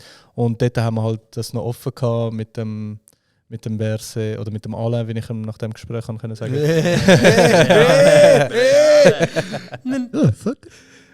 Lüge. Pass. Stimmt oder stimmt Nein, nicht? wo ist der Knopf? So habe ich den gesehen. Egal. Ja, sorry. Ja, eben mit dem Alain noch Shisha rauchen und Köftespieß essen. Krass. Und dann haben wir ihm das geschrieben, so hey, wir haben gekündigt, wir wollen das jetzt noch durchziehen. Und dann ist sofort gekommen, ja sicher. Und dann sind wir irgendwo auf einem Dach gewesen, oder ist das im Bundeshaus? Nein, das ist dort, wo er schafft halt, im Innenhof von seinem Departement. So Securities Car rundherum? Oder? Nein, Bro, gar nicht. Wirklich? Er expandiert zu dritt. Ja, so. Er Mann. hat das mir geschrieben. Also ich weiß nicht, vielleicht hat es versteckte Sniper Aber gehabt. du hast Aber er hat uns so geschrieben, er so, ich bin da, so, wo sind wir zum Beispiel? Nein, so. er hat natürlich immer über seinen Kommunikationschef okay. mit uns kommuniziert. Und Ja. ihr hättet dort einen Anschlag machen auf den Präsidenten. Pö, Also ja. hätte wie Bro, das kannst du- viel hätte euch eine Maßvoll geben? Was? Maßvoll. Aha. Nein, Bro, das Ding ist halt, es ist gar nicht so, wie, So wie man sich geile das Sicht vorstellt. nicht, So krass, weißt du, so, dass alles abgeregelt ist und nur wenn du noch kommst, bla bla bla, dies und das. Es ist einfach ein Gebäude. Klar, es hat dort einen Typ am Eingang, der die Tür muss aufmachen muss, nachdem du dich ausgewiesen hast und so. Aber Bro, wenn du einen Anschlag machst, musst du nicht dann zum Shisha-Rauchen abmachen mit dem Präsidenten. Das geht ja auch einfacher. Ja, Okay. wenn ihr Fragen habt. Ja. Krass. Ja. Krass. Und eben, ich meine, so Secret Service-mäßig. Nicht. So nicht irgendwelche Anzugträgerinnen dort umeinander gewesen. Ja, also checken, aber die zweite ist neben ihm, wo per Zufall 3 Fans am Hoch sind. Ich habe gedacht, das sind normale Du Leute. so, ich dachte, in Bern läuft es so. Nein, es ist nur seine Sekretärin und sein Kommunikationschef sind dort gewesen. Einfach ein Baum dort so. Einfach ein Baum. Er so, okay, wir haben ihn. Der Kellner so, was wollen Sie? Ah, ist verwandt. Und Bro, auch weißt du, so, der Spieß ist nicht irgendwie getestet worden Ob sie vorher. nicht giftig ist oder Bro, so. er hat direkt 3 Direkt Bissen. Bissen. Endlich, Mann. Shisha, weißt du, einfach so teilt, man. Sogar. Während Corona. Krass. Ja, eben, man. Gut, dort war nicht mehr so Corona, Ah, gewesen, als wir okay. aufgehört haben. Oder? Ja, Das ist ja schon im 21. Ihr habt zusammengekündigt, der zweite geht so. Ja, voll. Darf man Ja. fragen, wieso? Ja, also eben, bei mir war es wirklich vor allem, gewesen, ich wollte endlich so ins Schauspiel kommen und ich bin langsam so auch, was bin ich dort gewesen, 29 etwa, oder 30 schon, wo ich dann wie so gedacht habe, so, hey, jetzt wollte ich schon nochmal dort reingehen alles und jetzt ist so noch der Moment, wo ich so voll auf mich kann setzen, weißt, wo ich auch so finanziell noch okay dran bin und so und nicht irgendwie so voll noch auf andere Sachen muss schauen. Und bei ihm ist halt wie auch so ein bisschen, hey, wir haben es jetzt 5 Jahre gemacht und er würde sich auch gerne wieder auf seine eigenen Sachen konzentrieren. Voll. Weil ja, schlussendlich Comedy hat er wie so gemacht nebendran, aber er ist eigentlich ein brutal guter Dokumentarfilmer, er ist in der Natur mega drin. Und wir haben mega viel Gespräche gehabt. Es hat alles so ausgesehen, als hätten wir so gesagt, so, keine Lust mehr, wir können tschüss. Aber wir haben wirklich so monatelang immer wieder miteinander geredet. Auch mit dem Team haben wir immer wieder geredet darüber, was in unserem Kopf vorgeht und so. Darum, für uns, wie so intern, ist das wie so ein logischer Schritt gewesen. Ja. Und nach außen hat es so getönt, so, baff, jetzt ist der Stecker gezogen worden, die Ja, werden ja. abgesetzt, irgendetwas. Ah, krass. Aber wirklich so gar nichts. Und wir haben das vollste Vertrauen vom SRF gehabt. Wir hatten hohe Freude gehabt an dem ganzen Projekt, das wir dort hatten. Aber ja, es hat für uns wie auch so ein bisschen genau der Moment müssen sein, um etwas Neues anfangen. Weil ja, sonst gehst du in eine Gemütlichkeit rein, wo, ich meine, wie viele ModeratorInnen kennen wir, die einfach so in dem stecken geblieben sind, was sie machen. Absolut. Was ja auch völlig okay ist. Und ich meine, ich hätte weiterhin, weißt du, so meinen fixen Lohn gehabt, ich hätte immer noch eine Show gehabt, ich wäre immer noch eingeladen gewesen auf Influencer Awards und so. Aber ja. Es ist halt schon ein Motivationskiller, leider. Also ein Kreativitätskiller. Wenn du wie so einen fixen Job hast in einem Environment, wo du eigentlich auch sagst, ist ja easy, ich schaffe ja alles das, was ich will. Oder noch hast du einen fixen Lohn und bist in dieser Bubble und dann bleibst du halt der SRF-Dude. Ja, das ist Ja, halt schon- voll eben. Und mittlerweile könnte ich mir sehr gut vorstellen, nochmal eine Show wie jetzt haben. Ich sage das beim SRF oder bei einem anderen Sender. Aber ja, ich habe wieso mal den Abstand gebraucht, um mal zu sehen, was ist mir wichtig. Und Ja. ey, ich habe mich im Fall hure weiterentwickelt. Und das hat es wie gebraucht. Einerseits, weißt du, so neue Leute kennengelernt, mich wie so anders können oder in eine andere Richtung können weiterentwickeln und andererseits auch so menschlich gesehen mal mit ein paar Sachen einfach so, ja, so abhaken und wie so nicht mehr einen Hate verspüren gegenüber Sachen, die nicht wichtig sind, dem nicht so einen grossen Raum geben in meinem Leben. Und das kann ich jedem empfehlen, mal so einen Cut zu machen, Pause zu machen und neu anzufangen. Mhm. Und seit du deine Karriere mehr aufs Schauspiel konzentriert hast, hast du verschiedene Gigs gehabt, zum Beispiel Wilder? Nein, Beschatter. Beschatter, sorry. Ja. Beschatter bist Ist du? das echt das Größte, was die Schweiz hat? Bestatter. Nein, ist ein Unterschied. SRF ist ja mega lustig. Sie haben ja eine Serie, die heißt Bestatter. Dann haben sie gefunden, hey, das ist so erfolgreich, jetzt ist unser Gag, dass wir nochmal eine Serie machen, die heißt einfach Beschatter. Ja, nur schnell zum Korrigieren. Es ist nicht, so ist es nicht ganz abgelaufen. Aber sie haben eine neue Serie gemacht und sind den Namen am Suchen gewesen. Und dann haben sie wieso gedacht, das ist ein geiler Gag, ja. Ja. Ja, und eben so, das bleibt in den Köpfen der Leute so, du hast bei Beschatter mitgemacht. Mhm. Ja, es ist eine kurze Nebenrolle in einer Episode. Das ist wo ein ich Drogendealer. Nein, Bro. Flüchtling. So ein Mitarbeiter in Illegaler einem, Immigrant. Turngeschäft. Oh wow, breaking barriers, Bro. Ja, Nein, Mann. krass.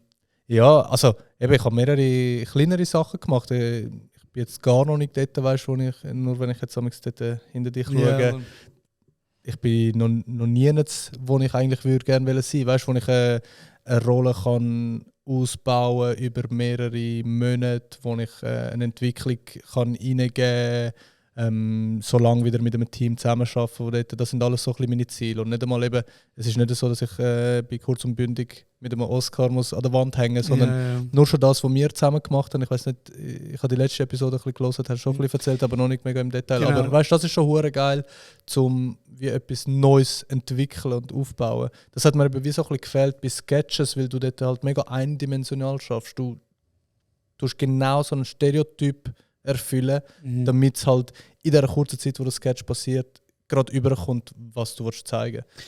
Ja, ich meine, Comedy ist die Meisterklasse. So. Und gute Comedy ist ja rein in der Theorie ist einfach, blöd gesagt, Timing, oder? Und vielleicht eine Tragödie mit richtigem Timing erzählen, oder? Und ich meine, natürlich bedient man sich mit Social Media Sketches an extremen Stereotypen, so. Aber ich finde zum Beispiel, es gibt meiner Meinung nach eine Handvoll Schweizer Creator, wo auch durch Social Media wirklich, wo ich so denke, krass, die können wirklich Schauspielen. Also weißt du, so, ich meine natürlich, du hast automatisch ich kann dir auch erzählen, wo ich dich gecastet habe für den Handyhimmel. Es waren 3 Leute im Rennen gewesen, so. Und ich hatte jetzt überhaupt nicht zum den Vibe killen, aber so die anderen haben mir gesagt, nimm den Ramin nicht. Einfach nur aus dem... Sag mir mal die Namen, Mann. Einfach nur aus dem Grund, weil du Social Media Videos machst. Das heißt, das hat so ein Stigma drauf, oder? Dass man einfach so denkt, ja, der kann nichts anderes. Er macht Social Clips. Was will der jetzt Schauspieler sein? Oder? Und ich habe also, denke ich so, nein, Leute, ich sage euch, der ist es. Und was du nachher bei der Probe angelegt hast und was du beim effektiven Spiel angelegt hast, das sind ja nochmal Welten. Das ist ja 1000-mal, also das ist jetzt halt wertend, aber 1000-mal besser gewesen als beim Casting. Aber ich habe auch dort gemerkt, so voll, Bro, er will es, er kann es, er wird es bekommen. Punkt. Und wir haben ja zum Glück an dem Arbeiten, an dem Projekt, und du hast verdammt viel reingegeben. Also weißt du, hast ja die Rolle extrem weiterentwickelt. So, und du hast auch recht am Stil geschafft von dem Kurzfilm, den wir jetzt gemacht haben. So. Und ich glaube, das Krasse ist einfach so, wenn du in der Schweiz, also weißt du, ich meine, wie viele Chancen hast du in der Schweiz, zu einem Film mitmachen? Oder Serien. Also weißt du, es gibt wie so eine Handvoll Serien, die in der Schweiz produziert werden. Ja, also ich weiß nicht, ob das eine rhetorische Frage ist. Eigentlich ja, aber jetzt habe ich gemerkt, es ist auch keine. Ja. Kennst du Leute, die zuerst den Sitz machen und nachher, wenn sie anfangen zu reden? Bro, ist für Dieb. Knie über Knie, Sag's, alles. Papi. Bro, ich muss da so schräg hocken, zum mal gesehen, darum. Ja. Ja, das Ding ist halt, weißt du, es ist ja am Kommen. Es ist ja auf der ganzen Welt so gewesen, dass Rollen immer mehr oder immer offener vergeben werden. Und ja, Schweiz ist sowieso erstens selber ein bisschen, zweitens, wenn du dann Schweizerdeutsch noch willst machen, dann ist es nur eigentlich ein Drittel vom ganzen Land und der Drittel ist halt noch recht konservativ gewesen in dieser Zeit. Und ich meine, ich habe mit Caster geredet und wo ich jetzt gut kenne mittlerweile und Casterinnen, wo mir ins Gesicht sagen so, hey, wenn ich eine Liste von Charakteren bekomme, dann habe ich die 10 Leute schon im Kopf, bevor ich meine Kartei durchschaue. Ja. Und die sagen mir das ins Gesicht, weißt du, und dann denkst du so, ja, Bro. Für was mache ich das? Du weißt ja genau, was ich versuche und du sagst mir jetzt so direkt ins Gesicht, dass es nicht ankommt. Aber ey, es ist noch keiner irgendwie, wo Erfolg hat, einfach so erfolgreich geworden. Und das ist auch etwas, wo ich mir oft muss sagen, dass ich nicht einfach so irgendwann, ich meine, ich habe genug Momente, wo ich einfach die hocke und denke, was mache ich? Bro, wieso habe ich vor 3 Jahren gekündigt? Wieso, Zweifel ist an der ja, Entscheidung. wieso versuche ich das? Weißt, wieso habe ich nicht den Weg genommen, wo ich schon drin war, weißt, wo Leute geil gefunden haben, wo ich Unterstützung hatte, wo ich meine Idee reinbringen und machen, was ich will. Aber es ist geil. Es ist, ich habe in vielen sag mal, Bereichen in meinem Leben Sachen gemacht, wo ich der Erste war, der es gemacht hat. Und ja, ich schrecke irgendwie nicht so davor zurück, das jetzt auch noch zu probieren. Und es ändert sich schon. Ob das jetzt noch passiert in meinem Leben, weißt, dass es genau so gecastet wird, also für alle genau gleich gecastet wird oder nicht, das ist schlussendlich egal. Ich muss nur die Möglichkeiten bekommen, die ich jetzt bekomme. Ich meine, auch das ist ein unbezahlter Job gewesen, einfach damit es alle wissen. Also er ist nicht mein Chef. Wir haben zusammen gearbeitet. Nein, aber weißt, es sind einfach so. Schlussendlich wollte ich einfach leben und das machen, was ich gerne mache. Und vorher noch schnell zu deiner Frage, um das nochmal abschließen. Darum, ich muss nicht für 200'000 auf Thailand und 13 Frauen beglücken. Ich kann auch für, keine Ahnung, 70'000 dafür noch ein so Pro Bono-Projekt machen, wo aber keine Ahnung, Kraft drin steckt und irgendwie eine Vision drin steckt, wo vielleicht etwas passieren kann. Ich meine, stell dir vor, nächstes Jahr hocken wir in Cannes und zeigen irgendetwas. Und das ist mir mehr wert als Ja, Bro. Und ich meine, auf dem Haram-Geld von Bachelor hocken. Nein, aber das Ding ist, ich habe jetzt gestern noch mit Andrea Stacca darüber geredet. Sie ist Regisseurin und Dozierende an der ZRK auch.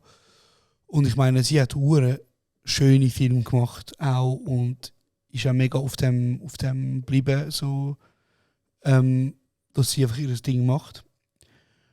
Und ich habe einfach oft darüber nachgedacht, dass es auch, also es ist ein sehr undankbarer Job und eine sehr undankbare Branche, weil es kann easy gut sein, dass wir 50 sind und kein Eigenheim haben. Weißt du, ich meine, oder nicht irgendwie einen Sport auf der Seite haben, oder ja, und ich meine, wo ich eben ich weiß nicht, ob du die gesehen hast, die Doc gemacht haben mit dem Manili und dem Sen, haben wir auch über Geld verdienen und Kunst machen geredet und so. Und es ist einfach ein extremer Hustle, Alter.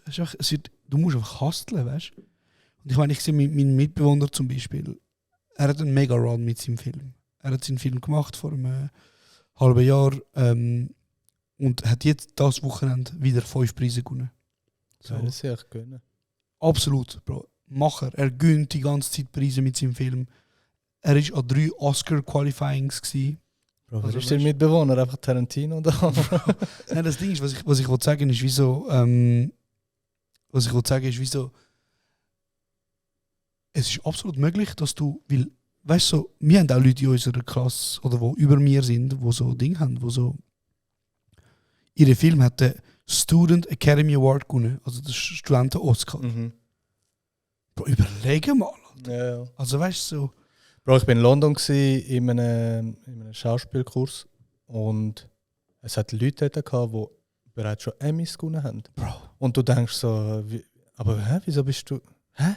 Yeah. Wieso sind wir jetzt gleichzeitig da in dieser Klasse? Weißt du, was ich meine? Und das ist crazy. dort ist zum ersten Mal oder einer von der ersten Mal ist wieder ein Licht aufgegangen. Es ist eine Branche, wo du hure harte Haut, hure dicke Haut musst haben und einfach so dranbleiben, weil eben wenn Leute einen Emmy gewinnen, heisst das nicht, du hast es geschafft. Ja, die schaffen das trotzdem irgendwo, weißt du, und ja. Das ist, Bro, es ist wirklich heavy, aber... Und man sagt ja auch immer, wir sind Künstler.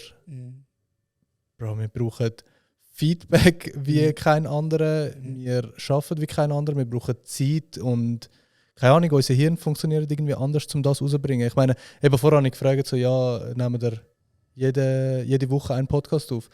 Ist ja auch so, ja, haben wir uns schon vorgenommen, aber amigs gibt es einfach nichts zu reden. Amigs brauchst du einfach die Zeit, um wieder reinkommen und dann wieder das Beste können geben, weißt du? Absolut. Das ist halt so. Absolut. Noch ein Thema, das wir aufmachen wollen, wo ich sehr ein lustiges Thema und spannendes Thema finde.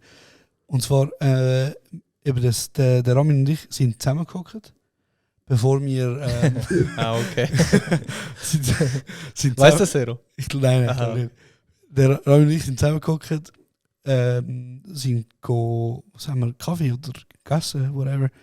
Und ich habe ihm den Film gepitcht. Ich habe ihm gesagt, ey, ich will, dass du kommst und castest. Ich hätte dich gerne in dieser Rolle. So.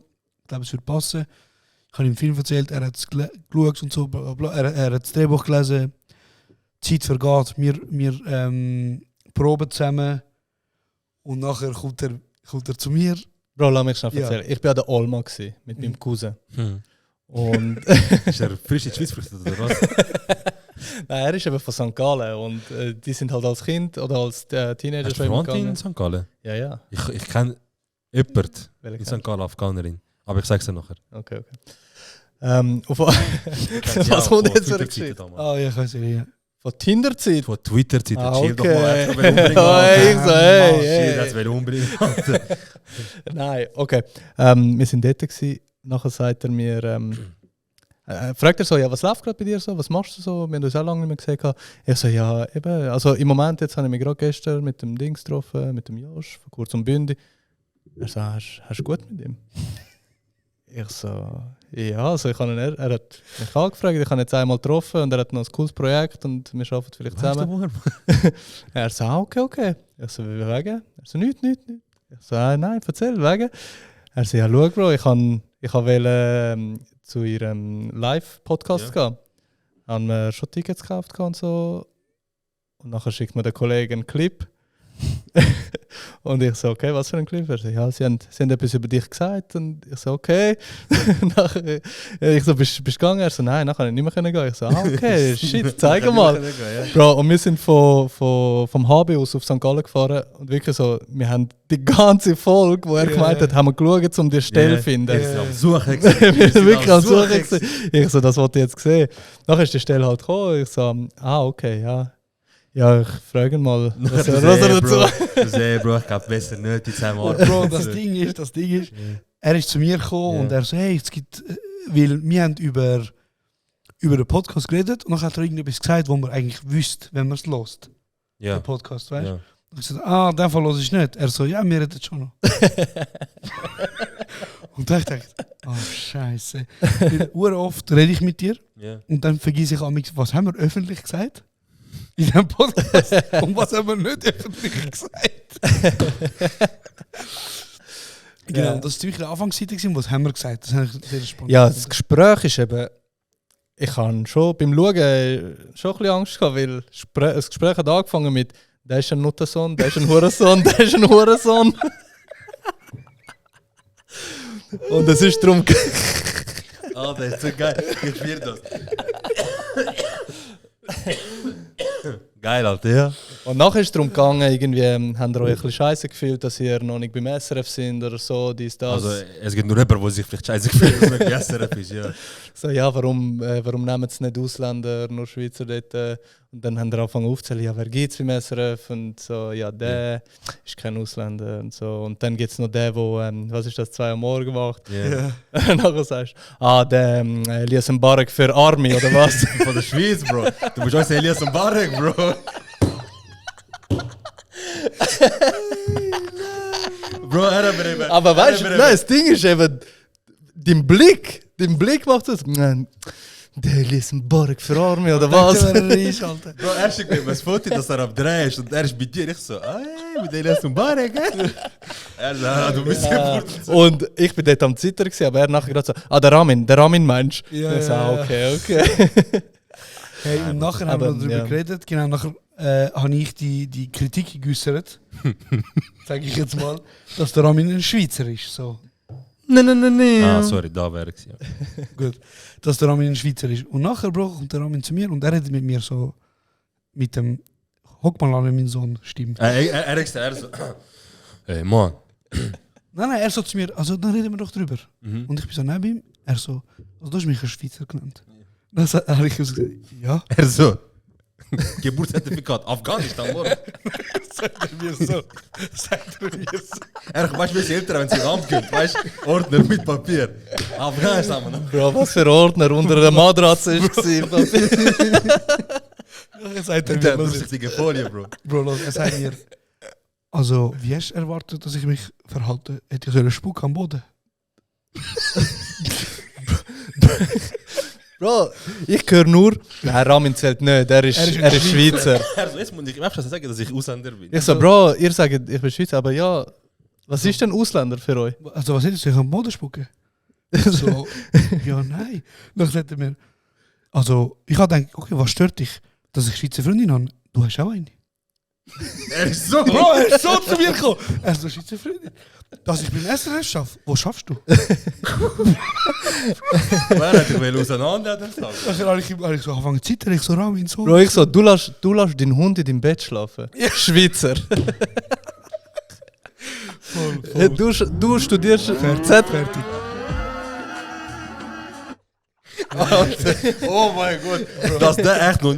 Bro, ich echt nicht an den denkt. Gut, ich glaube, der Kelp einmal in meinem Bett schlafen jetzt, aber.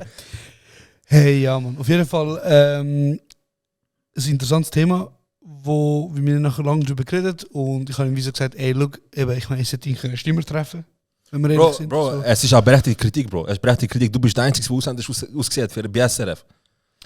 Ja, ey, ich wollte auch gar nicht Du sagen, bist dass ich uns kein Einzige- Schweizer bin. Ich du bin bist- wirklich du unter bist denen... Du bist der Einzige gewesen, der ausgesehen wie mir, Bro. Und nachher... Eben, Bro, das ist es ja. Hast Aber nachher- ich habe nicht zählt plötzlich. Ja, aber du hast geredet, wieso? Kennst du, wenn Winterthur das starke R aussprechen?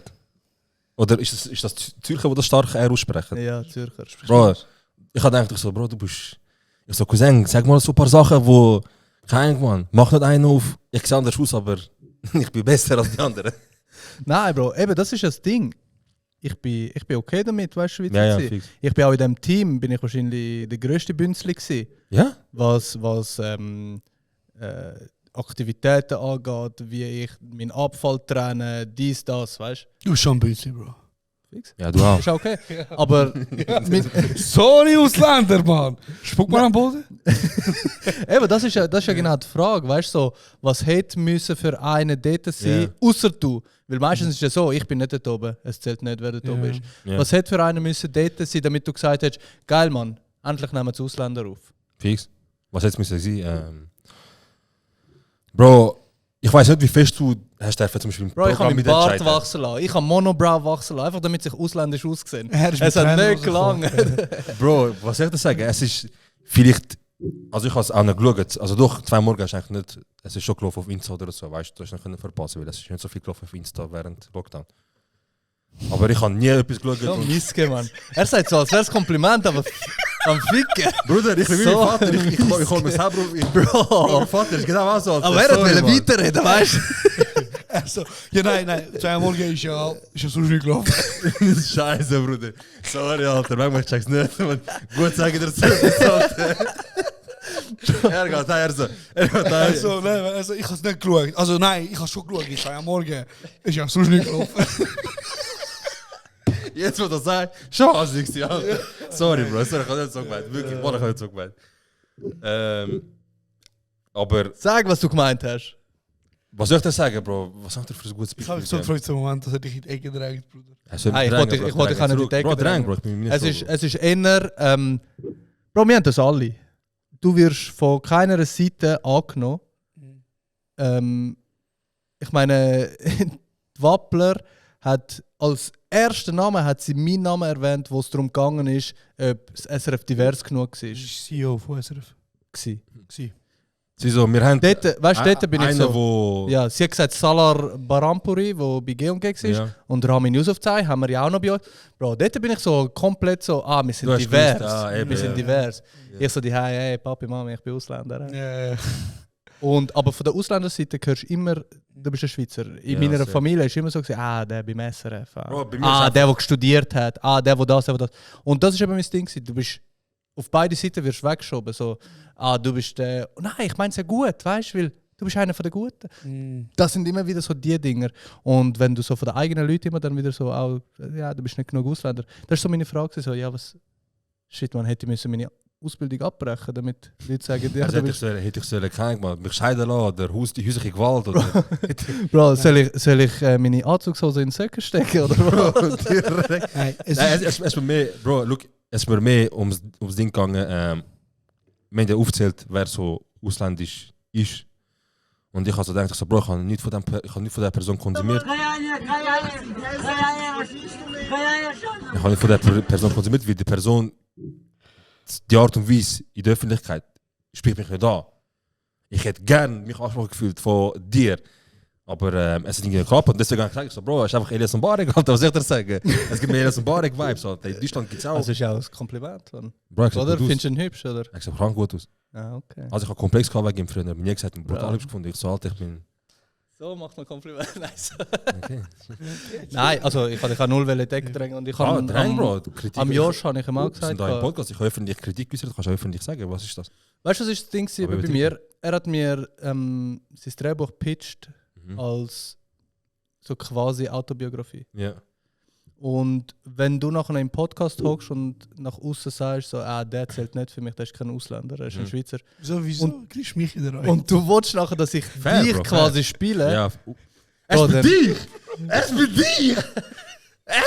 Er spielt eine Version. Eine Version. Aha, eine Version. Von, also es ist teils Also autobiografisch, weil vieles, was in diesem Drehbuch passiert, habe ich erlebt. Ist das eigentlich ein Film im Jolas-Universum? Von mir aus, Bro. Ja. Wenn ich frage. Eben, ein bisschen so, das ist eben meine Frage gewesen. Nein, aber ich habe also, weißt, ich habe in dieser Ey, Bro, du, genug das, Leute was auch du sagst, ist auch fair, sind auch faire Punkte. Absolut. Und ich meine, eben, ich habe dir dort auch schon gesagt, gegen Auftreten ist immer einfacher. Ich kann von meiner Seite aus sagen, gewisse Aussagen sind wahrscheinlich auch aus einem gewissen Neid rausgekommen. So quasi, ich habe mich gefragt, wieso, weißt du, so, was qualifiziert ihn, was mich nicht qualifiziert. Jetzt bist du an seiner Stelle, jetzt bist du der... Nein, ich bin hinter der Kamera, Bro. Aber das ist ein Thema für ein anderes Mal. Aha. Genau. Aber ja, Bro, also ich verstand, das ist absolut berechtigt. Weil, wenn du mich jetzt so direkt fragst, ja, was hätte ich anders machen sollen? Ich kann es dir nicht genau beantworten. Was... Ich habe gefragt, hast du dafür mitentscheiden beim Inhalt so von Radio? Ja, komplett. Oder haben die gesagt... Bro, warum hat es so gut funktioniert? Weil wir mit uns so eine Idee gekommen sind, oder? Und ich wollte jetzt gar nicht irgendwie schiessen in irgendeine Richtung. Bro. Aber das Ding... Nein, das machen die. Eben, mach Schüss, Bro, wir schiessen mit dir mit. Egal, wenn wir haben das Ding ist eben... warum es eben bei uns funktioniert hat, ist, wir haben schon etwas aufgebaut gehabt, weißt du? Jul und ich sowieso. Und der Robin ist nachher, kurz bevor wir beim SRF angefangen haben. Jul? Julian. Kann ich nicht, Profi. Ja. Wir haben schon etwas aufgebaut, das funktioniert hat bei den Leuten und haben das nachher mitgenommen, die Idee. Klar, weißt du, so, was wir genau machen und welche Ideen haben wir immer zusammen. Aber so die Art von dem, wie wir es machen, wie wir uns gegeben haben nach außen, gewisse Sketches, der Schnitt und so, ist extrem viel von uns gekommen. Darum hat es ja funktioniert, weißt du? Ja, wir haben ja können reden. Safe. Aber das sind trotzdem meine Ideen gewesen, weißt du? So. 100%, ja. Ich sage mal so, wäre ich Student gewesen, hätte ich mich wahrscheinlich viel mehr angesprochen. Fix, ja. Wir 100%. sind ja voll aus dem auch rausgekommen. Ja. Du musst anders deswegen. Ja. Nein, ich wollte das auch nur schnell nochmal gesagt haben. Ich finde es wichtig, das anzusprechen, einfach weil es genug Leute in dieser Situation gibt. Ich meine, weißt du, bei mir ist es jetzt wahrscheinlich weniger schlimm, weil ich jetzt schon mit euch den Kontakt hatte. Ich habe mit dem Josh mega viel schon privat geredet, bevor wir das überhaupt angesprochen haben und so. Und no bad blood dort. Aber die Leute, die sich so fühlen, für die ist es scheiße, weißt du. Safe. Und, stimmt eigentlich, ja. Bro, ich sage auch immer, wenn ich drunter bin, sage ich auch immer so, man, ich bin da der Ausländer und ich bin da der Schweizer und in der Schweiz bin ich der Ausländer und so. Da bin ich trage selber dazu bei dem Fall. Aber ja, das ist immer wieder gut, dass man auf so Sachen angesprochen wird. Ich finde eben, ich habe mir recht Gedanken gemacht darüber. Und du sagst zwar eben no bad blood, ich finde trotzdem so, schon eine Aussage, die ich nicht hätte machen müssen. Also mit ein paar Aussagen, die ich nicht machen fair. Es ist passiert, Bro, es ist passiert. Es ist passiert, Bro. Deswegen, wir sind auch zu uns aus, also wir sind nicht zusammen, aber Ja. wenn du jetzt kommst und sagst, Bruder, wieso, wir reden darüber, ich versuche es dir erklären oder dir zeigen, es muss für dich keinen Sinn machen, es macht für mich auch nicht keinen Sinn, ich bin emotional in dem Moment und einfach auch dumm und du hast nur einfach viel. Ja, Mann. Aber ich finde, alles in allem ist ein schönes Gespräch gewesen bis jetzt. Danke fürs Versauern. Nein, Spaß. Es war wirklich ein sehr geiles Gespräch gewesen. Wir haben leider ein bisschen wenig über dich und deine Arbeit geredet, aber sonst über sehr viele verschiedene Themen. Wir machen es immer so, dass die letzten 30 Sekunden, die letzten Minuten unserem Gast gehört. Und wir tun uns jetzt offiziell ausklinken. Und du darfst... Ich wollte noch etwas fragen, bevor Ja, klar, sorry. bist du in der Schweiz geboren oder in Afghanistan? in Afghanistan. Okay, und dann bist du easy jung oder als Teenager in die Schweiz? 9 bin ich, 2001 sind wir gekommen. Okay, also du bist gekommen, bevor es in war. Geil, okay. Danke vielmals. Gibt's hier. Die letzten 30 Sekunden gehören dir, Amin. Ich wollte eigentlich nochmal schnell an dem anknüpfen, was wir vorher gesagt haben. Ich habe die letzten 2 Wochen ein bisschen angefangen, aufgrund von dem, dass ich kurz krank war, die Haie ein bisschen ausmisten am Schrank. Schweizer Sachen halt, wenn das wieder sehr würde sagen. Ein bisschen Schränke ausräumen und so. Und ich habe gesehen, es hat noch hure viele Sachen, die ich einfach jetzt nicht brauche oder mir nicht gebraucht haben. Und ich habe wirklich grosszügig ausgemistet, weggerührt, das Zeug direkt 35 Liter Sack in Tonnen. Und ich finde, das kann man auch als Mensch machen. Vielleicht ist das jetzt gerade ein gutes Beispiel. Bro, ihr macht einen Podcast, ihr redet viel, das ist euer Job. Und ich finde, es sollte die Möglichkeit geben, in allen Belangen im Leben, einfach mal ausmisten. Dass man kann sagen, hey, ja, dort habe ich vielleicht so eine Meinung gehabt.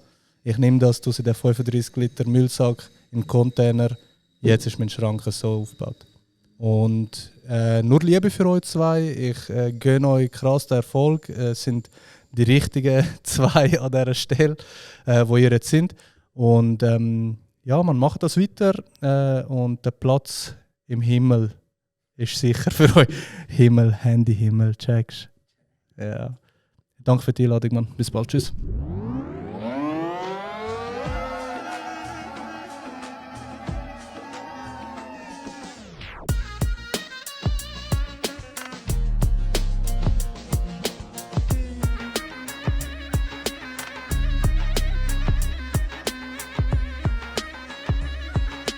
Das ist kurz und mittelgut.